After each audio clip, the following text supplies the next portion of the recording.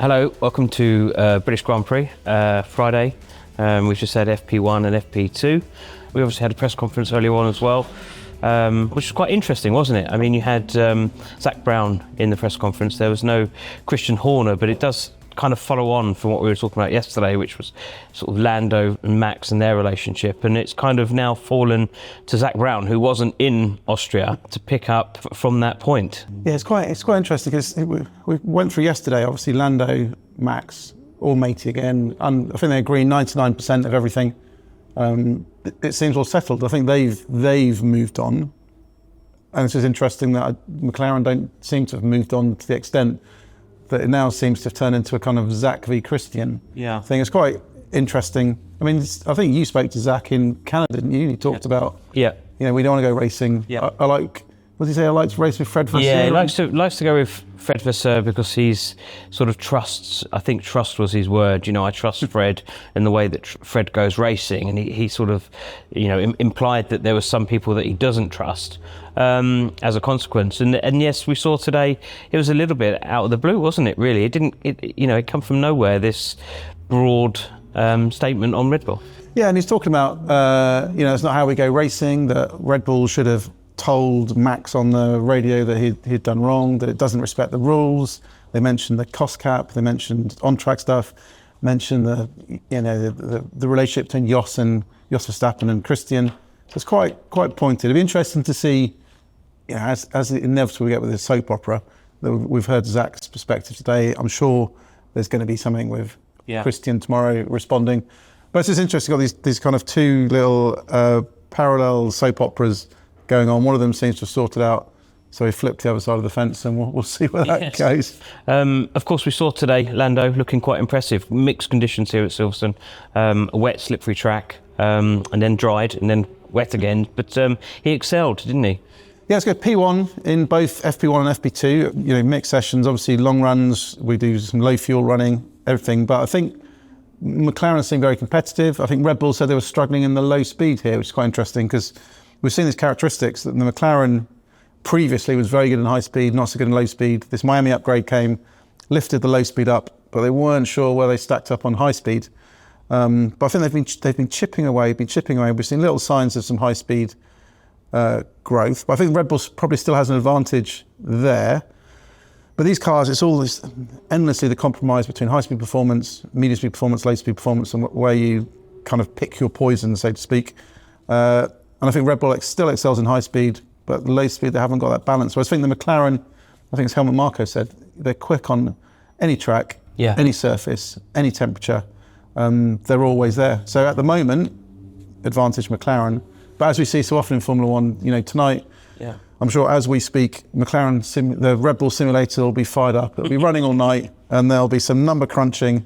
And in the morning, all those numbers will be fed into the garage, and they'll have a new setup, and it'll all be fine. It's interesting, isn't it? Because Red Bull's strength used to be that car was quick out of a box wherever they went, and they used to just hit the track and they were up and running. And then that obviously makes the weekend a lot easier than when you're trying to find those marginal gains and make the improvements. So it's great that McLaren are in that sweet spot. It gives us optimism that they're able to take the fight to Red Bull this weekend. Yeah, I think that honing of the package is exactly what we saw last weekend, when you've got, you know, a sprint race where you've got one practice session, sprint qualifying, sprint, then they can reset everything, qualifying. You know, the gap in qualifying on Saturday was less than a tenth of a second, tiniest gap between Red Bull and Lando. Fast forward 24 hours in effect, 4 times difference, just because I think Red Bull unlocked this package. I think if they can find the sweet spot with that RB20, it's perfect. The difficulty is, I think it's quite narrow, and if temperatures fluctuate, like we saw in the second half of Austria when the cloud cover came in, track surface temperature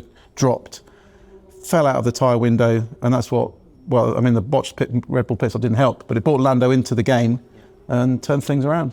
What can we make of Mercedes' performance today? Obviously, they looked like they sort of made improvements in Austria, George winning. I think not very much. I think it was all fairly mixed day. I think what perhaps is most interesting is that traditionally, if we look back over the season, Mercedes hit the ground running, you know, we P1, P2 in practice, and it falls away as the weekend goes on. Today, they've not made that, haven't smashed it from the start. So I wonder if there's a slightly different approach or a better understanding, or just they have a degree of confidence in this car now that they know what they need to do. And I think they're also saving Ferrari's now saving some tyres today, so to put themselves in a good spot tomorrow. A similar story for Ferrari as well. We was talking about that, wasn't we, last week, about upgrades coming to the car and sort of compromising performance almost, in the hope that once they get everything bolted on that car, that they will make that step forward with the progress and the.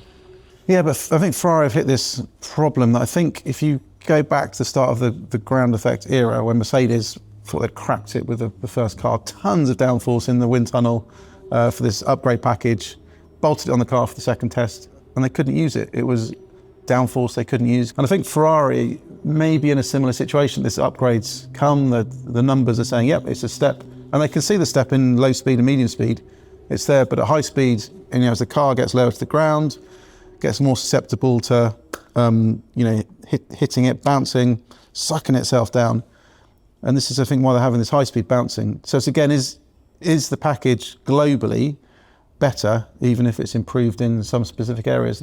I think that's what they're working through. I understand they split the floors today. I think Carlos Sainz was on the older version of the floor, Charles Leclerc on the newer version, and I'm sure I'll be pouring through the data tonight just to try to understand what's going on.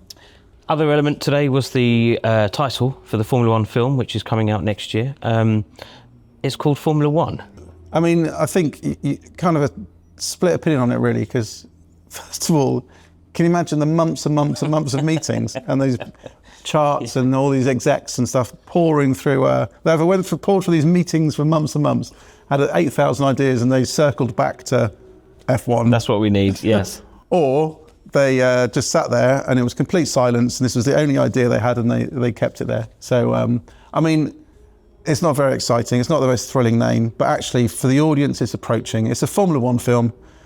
If we think of famous motor racing films that are, stand out for us, Grand Prix, Le Mans. Yeah. So we know what the film's about. It crosses the border. It explains to people what the film is about. And people know it's an F1 film. Oh, what's the F1 film? Yes. F1. Simple.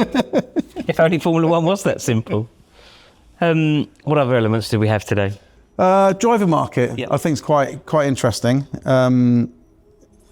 And again, it centres on Carlos Sainz. I mean, he's had a remarkable season. We've gone from, I remember Monaco time, it was basically down to Williams and Sauber Audi, all narrowed down. This was basically his thing. He was on the verge of making the decision. Suddenly, Flavio Briatore is in an Alpine. Flavio's, someone on the front foot, gets things done. So offer goes to Carlos. Then suddenly he's got 3 options. And then suddenly, need a bit more time to decide. Then, now we've had Checo Perez, had his new contract at Red Bull, but isn't really performing. The team are getting concerned. I mean, it's quite interesting that, sometimes they get private concerns and sometimes the team starts speaking in public. Christian's just started speaking, just about, he needs to perform. It's a pressure business. He hasn't really lifted his game since he got signed the contract. So I think there's a genuine desire, as I said yesterday, about getting Checo's problem sorting it all out. But I think it means in Sainz's head, potentially there's a opportunity Red Bull seat. Yeah. And then interestingly, now Toto suddenly gone off. He was asked about it today, wasn't he? And he didn't say no. Yeah, but Toto's answer, because he was asked about Sainz, does this mean directly, wasn't he? He asked directly. Didn't answer about Sainz. Talked about Andrea Kimi Antonelli, that pressures he's under, and at some point you've got to get lobbed in the ice cold water and swim. Yes. And the pressures which he's talked about. But he also said there's some interesting things going on in the driver market, which I haven't spoken to him about, so I don't know what he was referencing. But is there something, is he talking about Sainz? Is he talking about the Red Bull situation? Is he talking about Alpine? Could there be some movement there?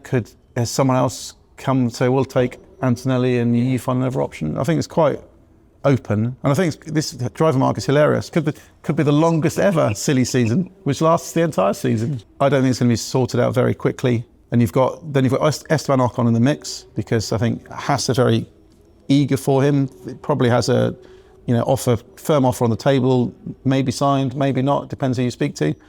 And I keep having this banter with Esteban, because I keep asking him about how confident you are about this contract. And he keeps saying, do you want me to email it to you? And I say, yeah, email it over. And now every time I see him, I go, you haven't emailed me that contract. So you've got Ocon there. Bottas suddenly is back in the frame. Then you've got Doohan, potentially Alpine. Could Magnussen have a second chance if Ocon doesn't go there? And we've got qualifying coming up tomorrow. Yeah, so what do you reckon then? Well, I think McLaren's are looking strong, aren't they? Piastri was P2 in second practice, so it looks like the pace is there, and that's in tricky conditions. I think we're expecting it to be dry tomorrow, but I think it's all shaping up for a positive weekend for McLaren. I do think that Mercedes will come good, and of course you can never discount Max Verstappen as well. So how do you think it's going to go? I think, again, we're going to have the Lando v Max fight. I think both of them are kind of at a peak. The rivalry is there, both on top, fully on top of their cars. Piastri's going to be snapping at their heels and ready to kind of pounce on any momentum and keep pushing on, and it's going to be another thriller. Awesome.